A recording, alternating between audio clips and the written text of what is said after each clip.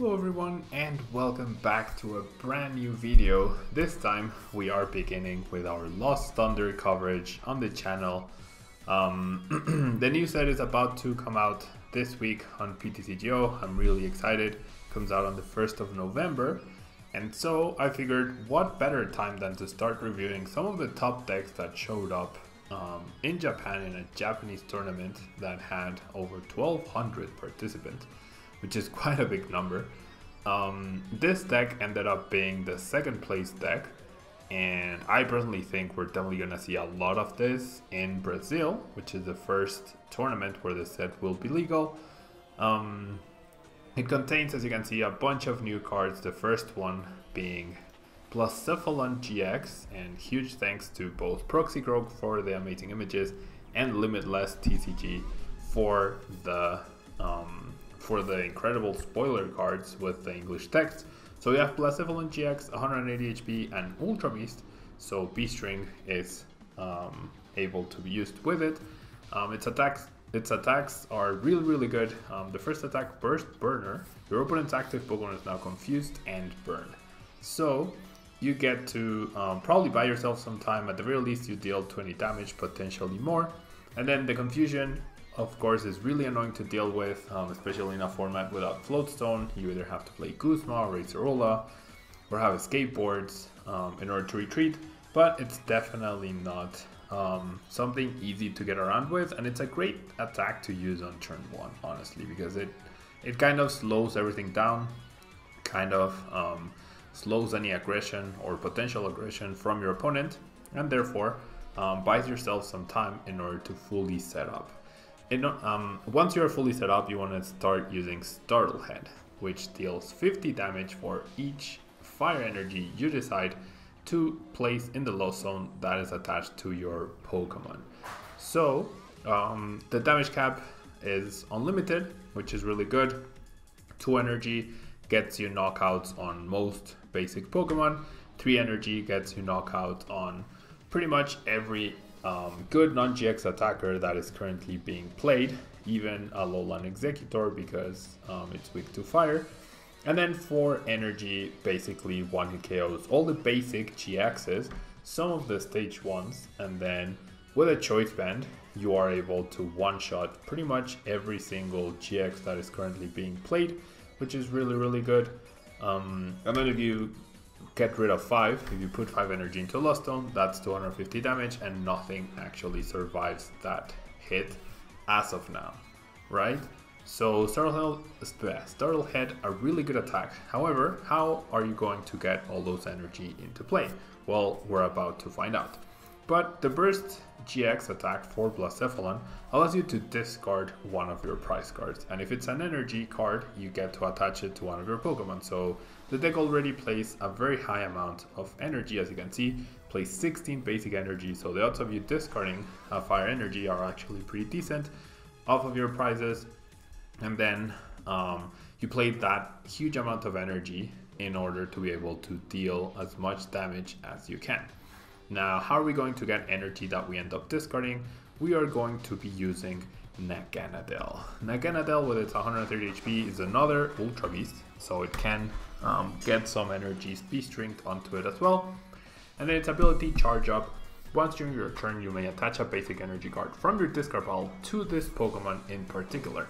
So any energy you end up discarding with the draw supporter that you have, by retreating or any other method, by getting a Pokemon knocked out, NAGANADEL allows you to recover that energy from the discard pile, and therefore you can discard it for Startlehead. Startlehead allows you to discard any energy, right? Or not discard, sorry, send to Lost Zone. It allows you to send to a Lost Zone any energy from any of your Pokemon, not just Blacephalon. And therefore NAGANADEL recovers energy and Blacephalon uses it to take KOs. And then the attack, Turning Poison, is actually pretty powerful. It deals 80 damage, and then if you have exactly 3 prize cards, you deal 80 more damage. So kind of like Sledgehammer by Boswell, you deal a bunch of extra damage in a particular turn, and with a choice band and or the beast energy, you are one-shotting a lot of stuff with the attack. But the main reason for NAGANADEL is to help power up Blacephalon.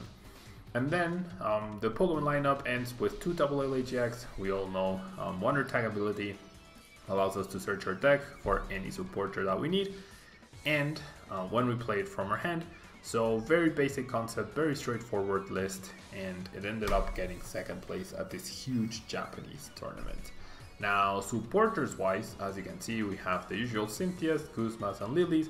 We also have a Kiawe to get that turn 1 huge energy attachment to start powering up and threaten KOs with Blacephalon.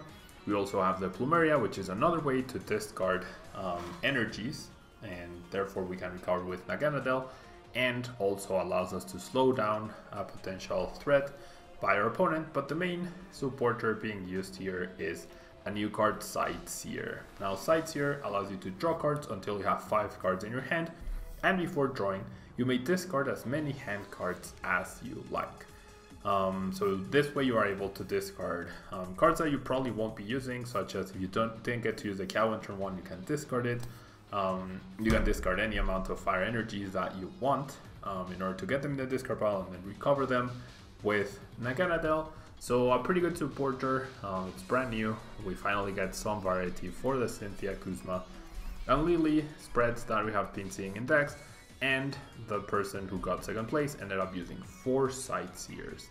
Now, items wise, we have 4 Ultra Ball, which once again allows us to discard energy, which is really good. We have 4 B-String as well to power up our attackers and power up a Blacephalon in 1 turn. We also have triple Acrobike to accelerate the deck and also potentially get energy into a discard pile. Same thing as Mysterious Treasure, it searches for our Poipoles, and Naganadels searches for Tapu Lele as well and gets energy into the discard. 1 Rescue Stretcher in order to recover attackers or the Naganadel line. 1 Choice Band to increase our potential damage output. Double Ultra Space in order to search for our Ultra Beasts, aka Poipole, Naganadel and Blacephalon. So really good synergy there, a lot of search for the cards that we need, and should be pretty easy to set up multiple of them. And then finally we have the Prism Star Stadium card. What does that do, you ask? Well, it's called Heat Factory Prism, and once during each player's turn, that player may discard a fire energy from their hand to draw 3 cards. So it's extra acceleration, that's not a supporter. And now imagine this, you turn 1 Lily for 8 cards, then you play down Heat Factory, discard another fire, then you've seen 11 cards, and then you play 1 or 2 Acrobikes. That's almost 15 cards, or that's actually 15 cards seen in a single turn. So it's a lot of acceleration. You're probably going to find all the resources that you need to fully set up after doing that. And so this stadium adds a lot. You can only play 1 copy, unfortunately, because it is a Prism Start, and that makes it so good. However, if your opponent wants to get rid of the Heat Factory, they can only do so by playing another playing another stadium, right? Or with an effect of an attack. But they cannot play a supporter to discard the Heat Factory, and they cannot play an item card. So Field Blower actually cannot target the Heat Factory, meaning if Stadium Wars were already very important in the Pokemon TCG, they're about to become even more important. And so that is the Naganadel Blacephalon list that got 2nd place. We're definitely going to be seeing this as a brand new archetype that will start showing up at tournaments. Most likely it will take up a bunch of spots from the Day 2 tournament in Brazil. So look forward to that. And that will be all from me today, guys. If you enjoy this sort of videos, please leave a comment down below. If this video gets to 200 likes, as of this point, I will definitely be uploading more of these, one daily. So if the daily video gets to 200 likes, I will make sure that the next day we have a brand new video. So thank you so much for watching. Don't forget to leave that like, subscribe if you haven't yet, and I will see you guys in more of these Lost Thunder preview videos as we gear up for the release on November 1st. Thank you guys, and until next time.